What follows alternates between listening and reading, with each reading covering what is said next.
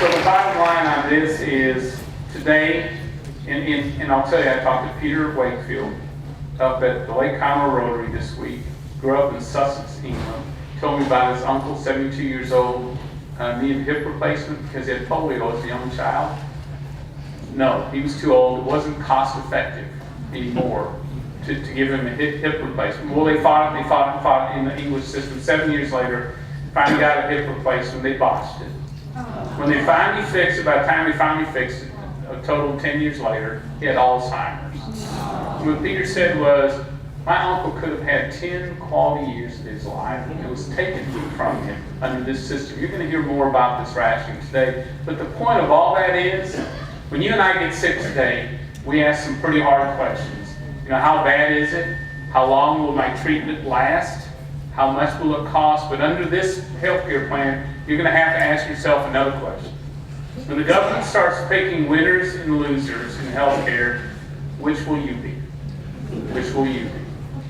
This area here, this whole area right there crossing the chart, that's all new regulation. Not in lieu of what we have today, not in place of it, on top of it.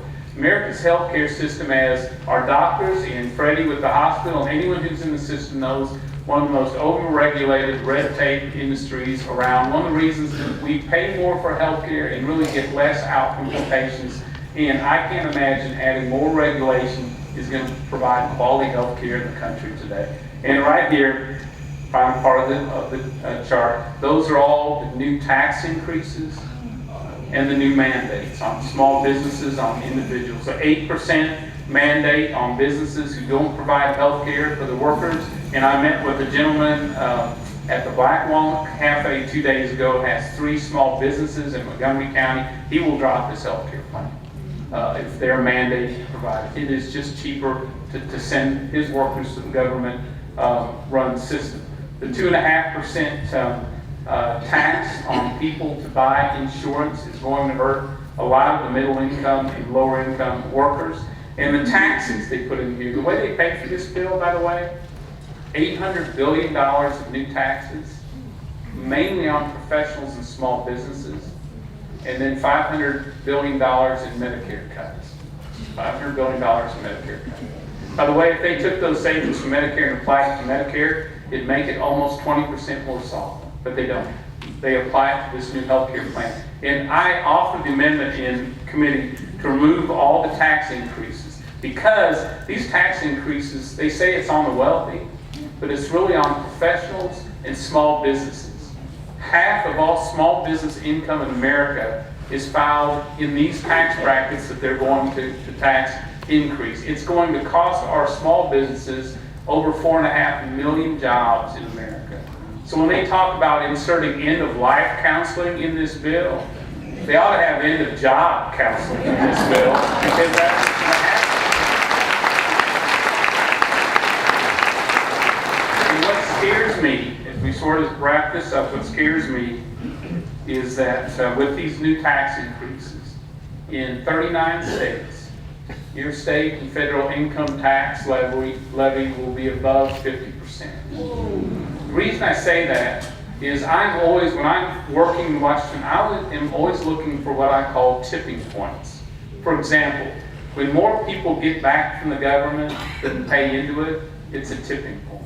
And right here, when we go above 50% in America, that means the government has a greater claim to your life's earnings than you do. Every hour you work, every dollar you earn, every extra effort you make to provide for your family, the government has a greater claim than you do.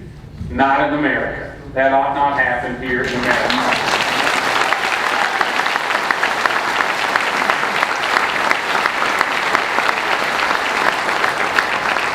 This bill runs huge deficits. It doesn't lower healthcare costs at all. We know this from Massachusetts. We know it from France, and the Congressional Budget Office confirmed it. Healthcare costs will increase. It isn't a break-even plan. This will run our country at least $250 billion in debt in the first 10 years, but even that is underestimated. Here's why. The way they figure, a lot of budget gimmicks in Washington, which I know doesn't surprise you.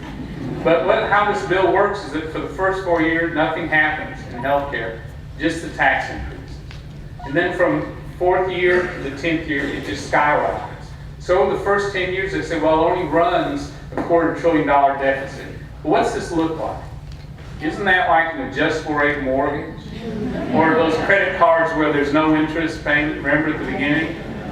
The question isn't what the first payments are there, what the last payments are, and can America afford it? We are so deep in debt. It is scary. We may not see a balanced budget again in our lifetime, and these guys are ready to heap another $250 billion in the first 10 years, but our children and our grandchildren will never be able to pay this back. We can do better than this health care plan. And by the way, final amendment we offered in our committee was to certify that every member of Congress read this bill and the American public could read this bill, and they told us that was a bad idea.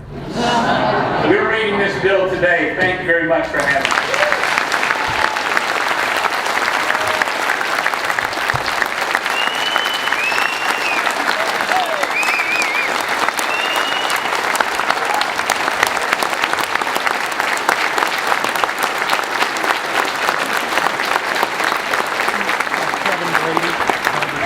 Just say no.